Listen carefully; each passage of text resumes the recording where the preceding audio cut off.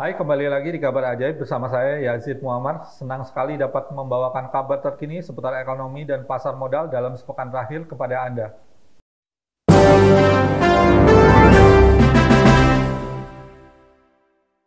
Kita memasuki kabar yang pertama. Indonesia catat surplus trade balance 2020 tertinggi dalam 9 tahun terakhir. Sepanjang tahun 2020, Badan Pusat Statistik atau BPS mencatat angka neraca perdagangan atau trade balance Indonesia mengalami surplus sebesar 21,74 miliar US dollar.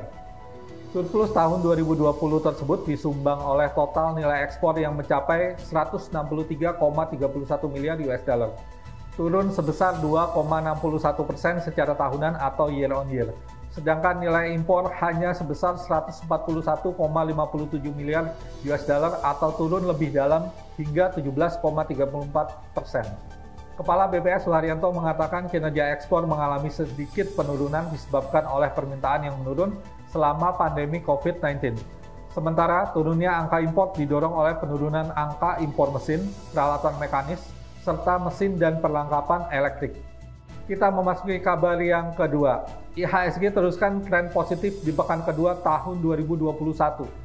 Kinerja indeks harga saham gabungan memasuki pekan kedua tahun 2021 masih mengesankan dengan kenaikan sebesar 1,84%, ditutup pada level 6.257 pada hari Jumat 15 Januari tahun 2021. Berdasarkan kinerja indeks sektoral yang ada, sektor pertambangan tetap memimpin penguatan dengan catatan positif 4,14%. Sedangkan sektor agrikultur menjadi yang paling tertinggal dengan kinerja negatif minus 4,71%.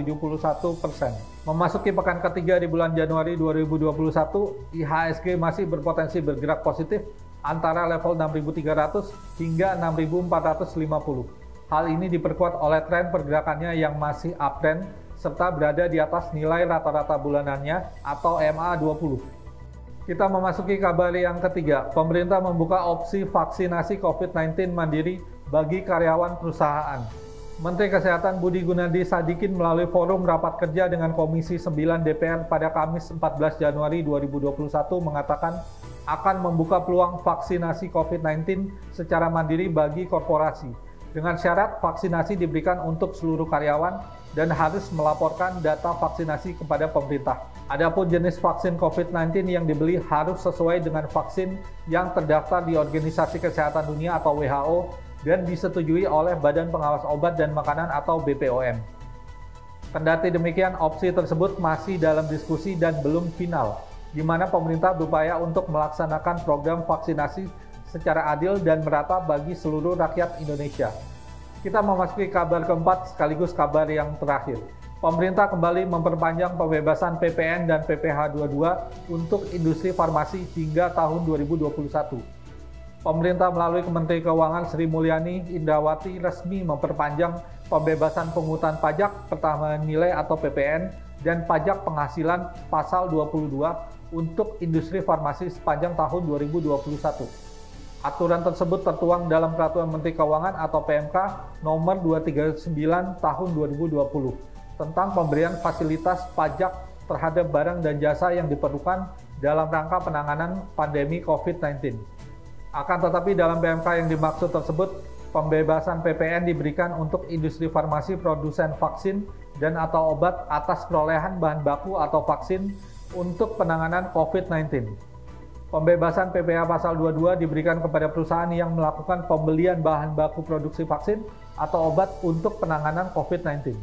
Direktur Pelayanan Penyuluhan dan Hubungan Masyarakat Direktorat Jenderal Pajak Kementerian Keuangan Hestu Yoga Saksama menjelaskan, dengan diterbitkannya belet ini terdapat perubahan ketentuan terkait jenis barang kena pajak yang memperoleh fasilitas pajak dan pihak yang memberikan rekomendasi pemberian insentif pajak. Industri farmasi yang memproduksi vaksin dapat memanfaatkan insentif pajak setelah mendapat surat rekomendasi dari Kementerian Kesehatan yang sebelumnya menjadi wewenang Badan Nasional Penanggulangan Bencana atau BNPB. Saksikan kabar ajaib selanjutnya supaya kamu tetap update kabar seputar ekonomi dan pasar modal untuk membantu kamu berinvestasi. Demikian kabar ajaib, terima kasih.